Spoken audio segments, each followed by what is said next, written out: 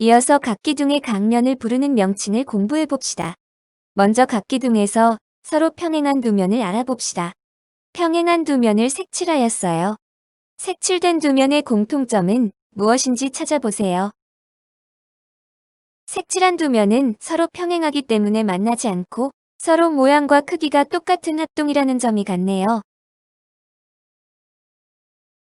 색칠된 두 면은 색칠하지 않은 나머지 면들과 어떻게 만나는지 살펴보세요. 모두 수직으로 만납니다. 수직은 90도 또는 직각으로 만나는 것이에요. 각기둥에서 면 기역 니은 디귿과 면 니을 미음 비읍과 같이 서로 평행하고 합동인 두 면을 밑면이라고 합니다. 아래에 있어도 밑면, 위에 있어도 밑면입니다. 또 눕혀놓더라도 밑면입니다.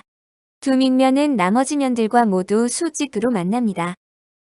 겨냥도에서 다시 보면 분홍색의 삼각형 모양의 면은 서로 평행하고 합동이에요. 분홍색 면 두 개를 모두 밑면이라고 합니다. 밑면은 사각형, 오각형, 육각형 등 서로 평행하고 합동이기만 하면 어떠한 다각형이든 될 수 있어요. 밑면은 나머지 하얀 면 모두와 수직으로 만납니다. 각기둥에서 두 밑면과 만나는 면을 알아봅시다. 각기둥의 두 밑면을 찾아 색칠해보세요. 화면을 멈추세요. 확인해볼까요?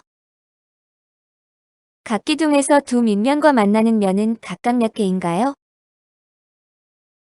가는 3개, 나는 4개,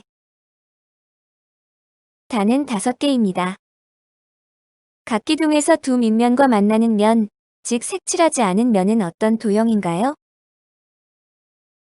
겨냥도에서는 평행사 변형처럼 보이는 면들도 있지만 모두 직사각형입니다. 직사각형의 특징 떠올려 볼까요? 마주보는 두 쌍의 변이 평행이고 마주보는 변의 길이가 같습니다. 또 네 각의 크기는 모두 90도입니다.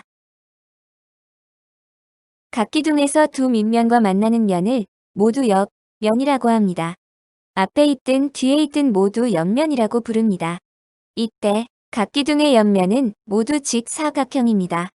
앞서 6번 문제에서 보았듯 각기둥의 밑면의 모양에 따라 옆면의 개수는 달라집니다. 겨냥도에서 보면 분홍색으로 색칠된 두 면은 밑면이고 나머지 면은 모두 옆면입니다. 교과서에서는 한 면만 연두색으로 색칠되어 있지만 연두색과 흰색 모두 옆면이에요. 교과서 30쪽의 밑면의 정의를 다시 볼까요? 나머지 면들을 방금 공부한 새로운 용어로 바꿔봅시다. 두 밑면은 옆면과 모두 수직으로 만납니다. 그러니까 각기둥의 옆면은 모두 직사각형이고 밑면의 모양에 따라 개수가 달라지고 옆면과 밑면과 수직으로 만나는군요. 각기둥을 보고 밑면과 옆면을 모두 찾아봅시다. 주어진 각기둥의 밑면은 몇 개인가요? 네, 각기둥이라면 어떤 모습이라도 밑면은 2개입니다. 이제 밑면을 모두 찾아보세요. 자음자를 쓰기 전에 꼭 면이라고 쓰는 것을 잊지 마세요. 확인해 볼까요? 밑면은 면 기역 니은 디귿 니을과 면 미음 비읍 시우 시은입니다. 자음의 순서가 다르더라도 한 방향으로 썼다면 모두 맞습니다. 각기둥의 옆면을 모두 찾아보세요. 화면을 보고 확인해 보세요.